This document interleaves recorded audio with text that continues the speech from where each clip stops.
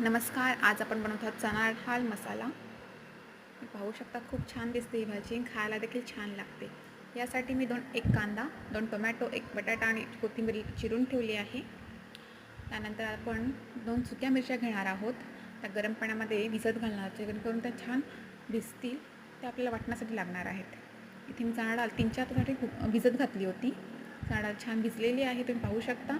आता कुकरमध्ये तेल गरम करून घेऊया आणि तेलामध्ये पहिल्यांदा जिरे, नंतर राई, त्यासोबतच कढीपत्ता टाकून आणि सोबतच काही खडे मसाले टाकणार आहोत.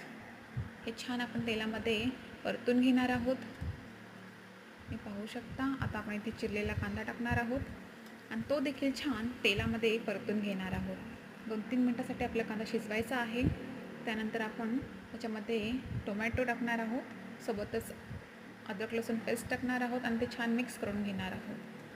त्यानंतर टाकणार आहोत आपण याच्यामध्ये थोडीशी चिरलेली कोथिंबीर आणि गॅस आपण 5 मिनटासाठी गॅसवर हे शिजत ठेवणार आहोत. इकडे मी खोबरं भाजून घेतलं आहे, त्याचे छान लहान तुकडे करून घेतले आहेत. त्यासोबतच नंतर ते आपण मिक्सरमध्ये वाटून घेणार आहोत. हे मिश्रण आपल्याला वाटण्यासाठी लागणार आहे. आपला कांदा टोमॅटो इथे छान शिजून रेडी आहे. याच्यातील आपण अर्धा कांदा टोमॅटो आपण मिक्सरमध्ये काढणार आहोत, बाकीचं थोडंफार शिल्लक ठेवणार आहोत. पाहू शकता थोडं शिल्लक ठेवलं आहे, बाकी इथं काढून घेतलं आहे. या सुक्या मिरच्या देखील वाटणामध्ये टाकायच्या आहेत. त्यासोबत 3-4 चमच आपल्याला खोबरं वापरायचं आहे. त्यासोबतच पाणी ॲड करू, जेणेकरून आपला मसाला छान रेडी होईल. आता आपला मसाला रेडी आहे. आता आपण कुकरमध्ये बारीक फ्लेमवर हे सगळं शिजवून घेणार आहोत. सोबतच थोडंसं पाणी ॲड देखील करायचं आहे. छान मिक्स करून घेणार आहोत आणि 2-3 मिनटासाठी हे शिजत ठेवणार आहोत.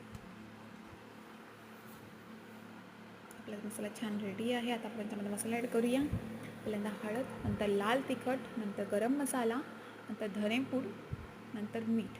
हे छान सगळं मिक्स करून घ्यायचं आहे. छान मिक्स करून झाल्यानंतर आपण याच्यामध्ये थोडंसं पाणी ॲड करणार आहोत, जेणेकरून आपले मसाले छान शिजतील आणि आपल्याला 2-3 मिनटासाठी शिजत ठेवायचे आहेत. पाहू शकता आणि आपले मसाले शिजून रेडी आहेत. आता आपण याच्यामध्ये भिजलेली चणा डाळ आणि बटाटा टाकणार आहोत. त्यासोबत 1 ग्लास पाणी टाकणार आहोत, जेणेकरून आपली या भाज्यामध्ये थोडीफार ग्रेव्ही राहील.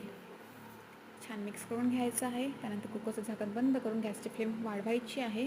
त्यावर 1 शिटी काढून गॅसची फ्लेम स्लो करून आणखी 2 शिट्या काढायच्या आहेत. तर पाहू शकता आपली भाजी रेडी आहे. खूप छान दिसत आहे. तुम्ही देखील नक्की ट्राय करा ही भाजी. पुन्हा एकदा ट्राय